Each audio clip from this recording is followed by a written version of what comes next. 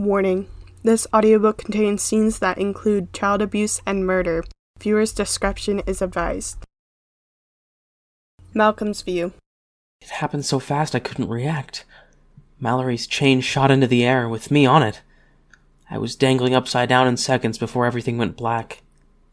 I was left to my thoughts as all I could see was darkness. What was happening? Feels like I'm being teleported, but where? When the blackness cleared, I looked around. I'm no longer outside, I'm in a room. There's a light above me that's casting a soft glow, so it's not dark, but I can barely see. Other than that, I only see stone walls and a mirror. I look in the mirror. I don't look different in any way from this morning. I hope that the others are okay. There doesn't seem like a way to get out. I'm stuck. What are they going to do with me here? Where am I? I know that DeadX teleported me here, but why? They could have just killed everyone there. It was obviously a trap. Did they think we were too much for them, so they separated us? Wait, if their goal was to separate us...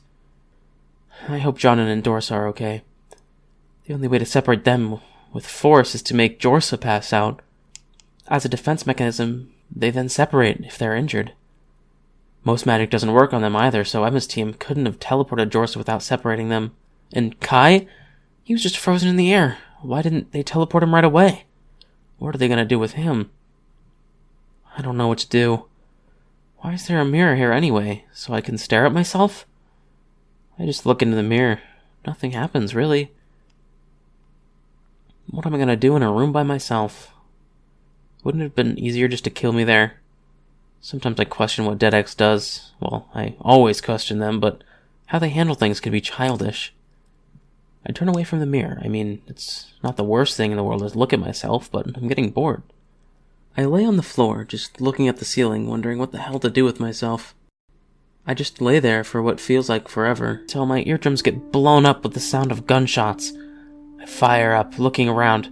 Nothing has changed in the room. Where did that come from? I look back into the mirror, and it's no longer a reflection of me, but of my house's hallways, with a view into my sister's room. I panic.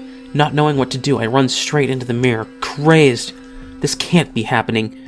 The mirror doesn't break, but instead I go through the mirror. I'm suddenly shorter.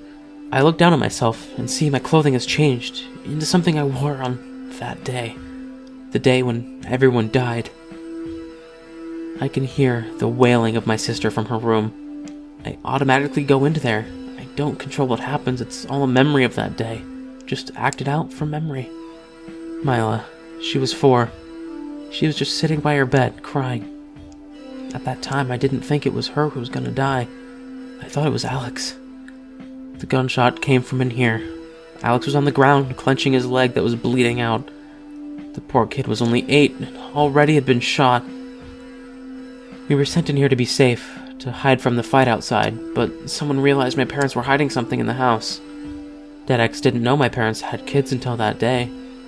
The person who had shot Alex was the only one who knew we were here. I had never heard a living soul before that day. My little 11-year-old brain thought if this person died, then no one else would know we were here. He was obviously weak using a regular gun. I used my skill, hand-to-hand combat. It was quick, a blur, and the first time I had blood on my hands, he was dead in seconds. I was 11, I didn't even think twice about it before I turned to my siblings. I then helped Alex to get into the closet. I thought at least that would keep him hidden. Mila was still crying loudly. She was 4, I didn't know what to do. Someone else had heard her crying. It was the end there. I had known it when I saw this person. This person was more powerful, a 15-year-old girl named Mallory. Her chains grabbed a hold of Mila and me. Mila got completely wrapped up. I got hung by my neck. I couldn't breathe. I barely could touch the floor with my tiptoes. That's what kept me alive. I used as much force as I had to keep myself from choking, but I could still feel pressure build up in my face as my airway was tightened. I had to watch as Mallory looked at my sister, then me. I think the girl should die first, she said in simple words. I had to watch as chains covered Mila. The chains solidified, leaving no room for air to get in. Mila was still wailing. Her cries echoed around the room. They started to get weaker as I could hear her gasping and coughing for air. After what seemed like an eternity, her wails and gagging stopped. The walls around her turned back into chains and left her to go back to Mallory, leaving a limp Mila on the floor. Mallory then let go of the chains on me, letting me breathe again, but I dropped to the floor. I was able to choke out, "Why?" And she simply told me, You monsters deserve it. What did she mean? We never did anything wrong. Before I got enough energy to do anything, I was in chains again, tears in my eyes. Mallory dragged me outside with the power of the chains and found my parents in the midst of battle. They were both fighting with their hearts content. This war wasn't my parents to fight. The only thing against Dead X they had was that they weren't supposed to have kids, because if their powers were mixed, it could make powerful kids, and that was a danger. They were fighting for Kai and Sarah's families. Dead X wanted both families dead, because they were powerful enough to be a threat. What made this such a battle was other families. Like mine, they were willing to help, try to save them. This turned our neighborhood into a bloody massacre where most of our side died. Hey! Mallory yelled at my parents to get their attention, who were focused on the people they were fighting. Mallory glared at the people they were fighting, and the people started backing off slowly.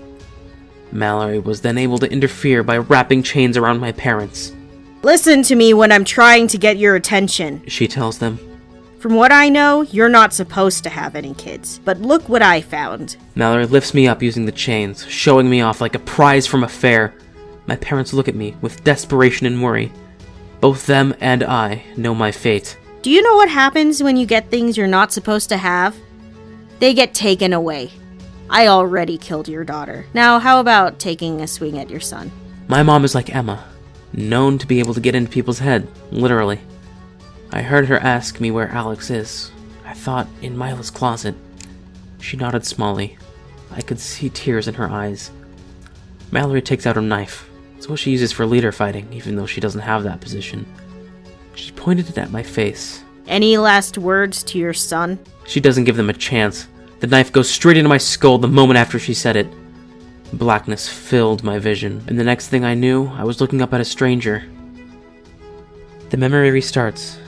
It goes on, and I can only watch as my eyes sting as the worst thing happens over and over again. I just want to scream, but I'm unable to do anything. Alex's view. I struggle, unable to move. No, I can't end up like Malcolm. I try to get the chains off, but it's too late. I can already feel teleportation. When I can see again, I'm in a cement room, only a dim light and a mirror in it. I look in the mirror before quickly closing my eyes. I don't like the sight of myself. I'm so pale. Malcolm's right. I did change a lot since the attack 5 years ago. Him being so arrogant thinks I'm like this because of him. After what happened, I went through a phase where I was depressed. I mean, it was sort of him, but it was also the loss of Mila and Sophia. Sophia was one of my best friends back then. But as I get older, my memories are slowly sliding away from my brain. It pains me that I am forgetting her. I can't look at myself. I turn away from the mirror and open my eyes. Another mirror? I only saw one in this room. I turn around again and there's still a mirror. I try turning to the other walls, but they suddenly have mirrors. I close my eyes, but I feel them forced open. The whole room is surrounded in mirrors, and all I can see is my skinny, pale, emo self, and I can't close my eyes. I can't take it. I smash the mirror, hit it hard with my fist so the glass shatters, and I am left with a bloody fist. All that's left behind that mirror is another mirror. Wait. I look at my fist. I watch as the glass pieces are in my fist, and my fist is dripping blood, but I don't feel it. I open my hand. My hand works.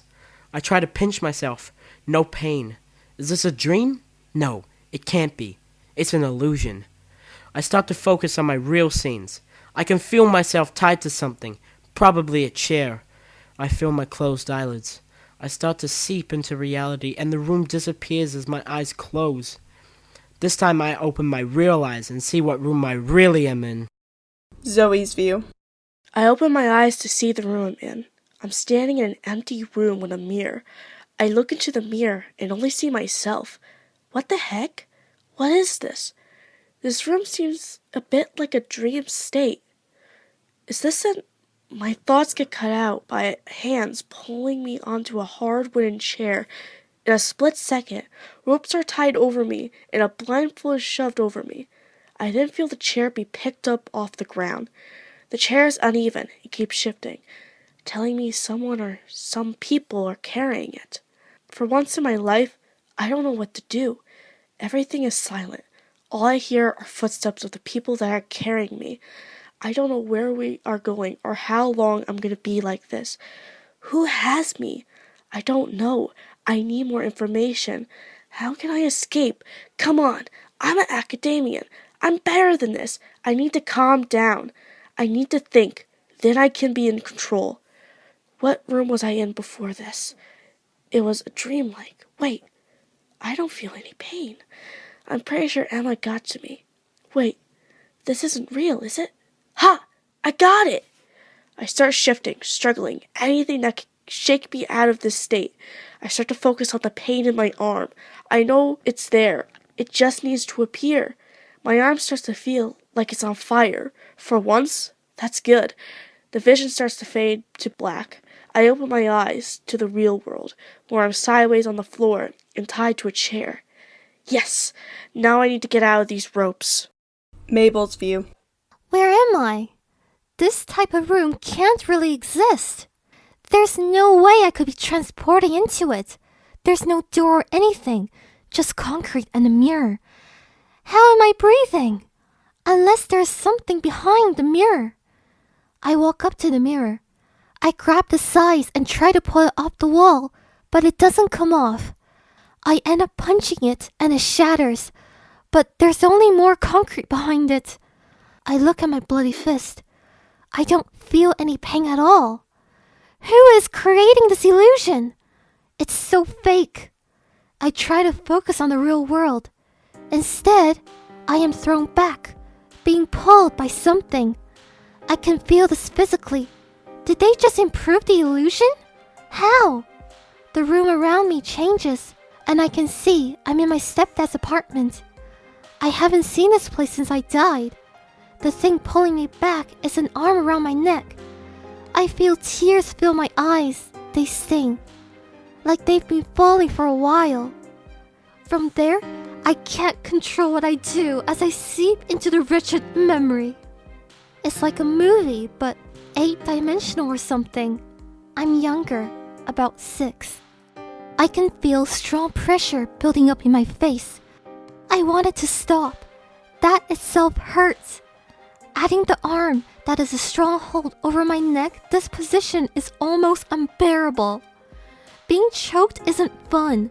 My stepdad, Aaron, he's the one choking me like this. Aaron abruptly lets go of the grasp that is choking me. He punches me in the face before shoving me into the wall. Hot tears rolling down my face as I start feeling the pain rise in my face inside. What have I told you? Aaron yells in a drunken rage. Not to leave the bathroom, I whisper through tears. And what did you do? He yells in my face. I can feel his spit on my face as he's so close.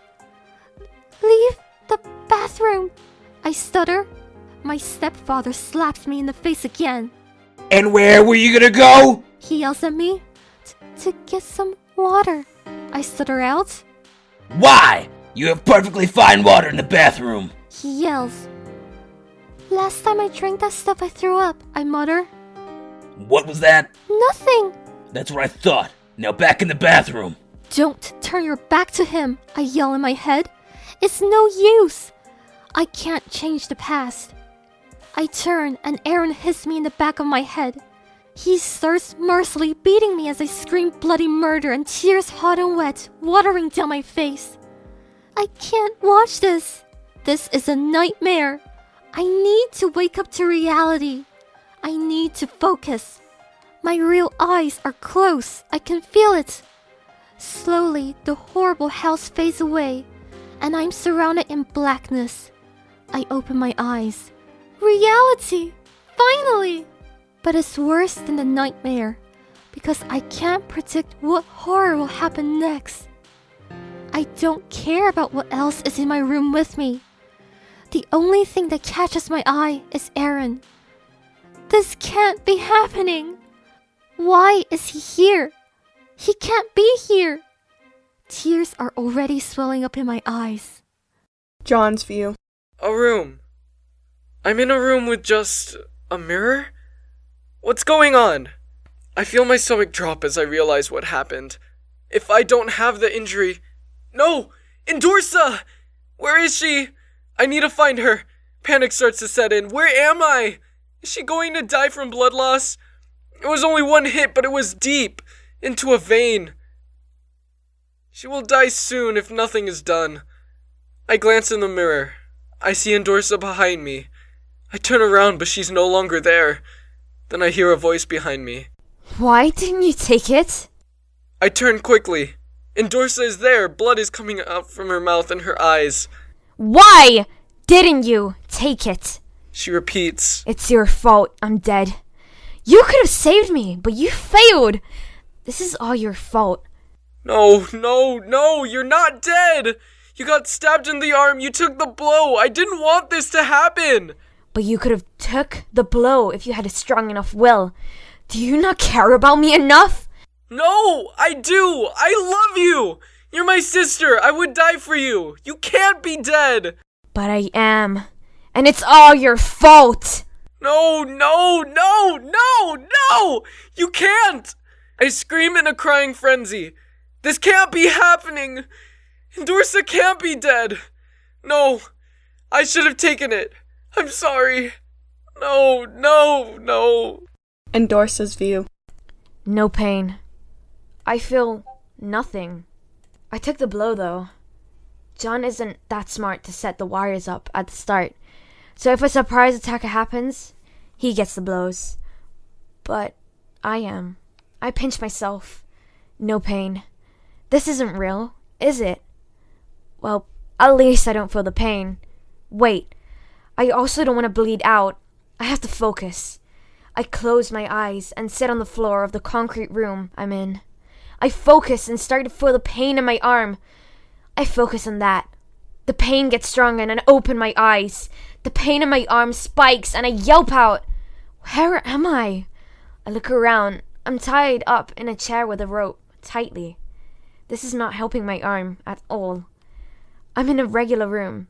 Could be anywhere. I see a mirror on the wall that is obviously a two-way mirror.